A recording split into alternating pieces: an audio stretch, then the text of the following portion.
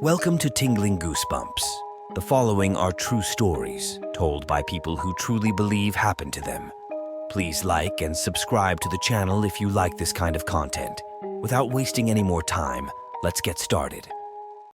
The chill of Halloween night settled deep in my bones as I ventured into the darkness, my footsteps echoing through the empty streets.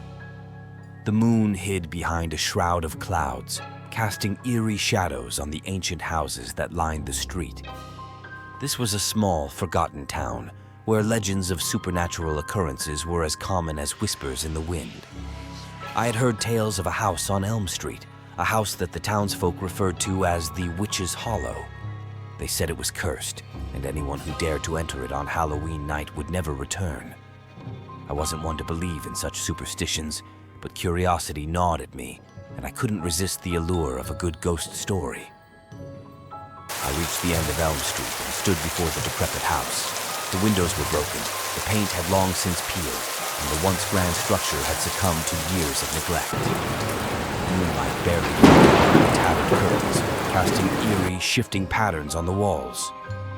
I hesitated for a moment, then took a deep breath and pushed the creaking front door open. The air inside was stagnant and oppressive. Dust motes danced in the dim light, and the floorboards groaned under my weight. As I explored each room, my pulse quickened. The walls bore strange symbols and eerie paintings of grotesque creatures. Every whisper of the wind outside seemed like a malevolent murmur, and the hairs on the back of my neck stood on end. In the basement, I found a wooden door that led to a narrow, winding staircase. My heart pounded in my chest as I descended deeper into the darkness.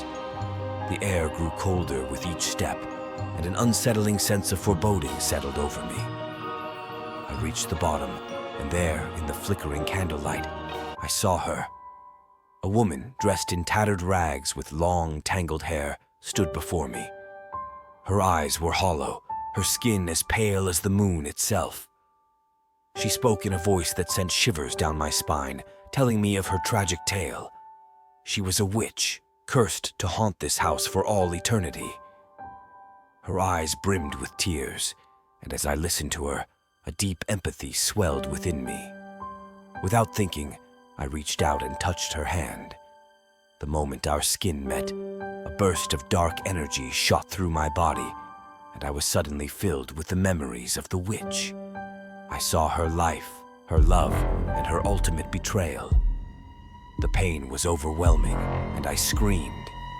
As I screamed, the very walls of the house seemed to come alive, closing in on me. I struggled to breathe as the room twisted and contorted, its shadows converging to form a grotesque, nightmarish figure. It was a demon, a guardian of the witch's curse, and it sought to imprison me in this wretched house. I fought with every ounce of my being, desperately trying to escape the clutches of the malevolent spirit. The room grew darker, colder, and more terrifying with each passing moment. Just when I felt I could endure no more, I remembered the witch's plea for release. With all my strength, I whispered her name and offered my sympathy. In that instant, the demon howled in agony, and the room shattered like glass. Thrown back into the basement, and the house itself seemed to scream as it crumbled into ruins, freeing the witch's tortured soul at long last. Gasping for breath, I stumbled out of the wreckage and back into the cold Halloween night. The moon emerged from behind the clouds, casting its gentle light on the now destroyed witch's hollow. I had survived, but I had also set free a tormented spirit.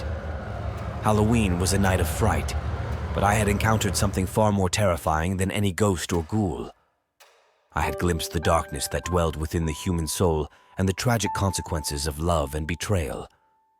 That night, I walked away from Witch's Hollow with a profound understanding of the power of empathy and the chilling reality that some stories are best left untold.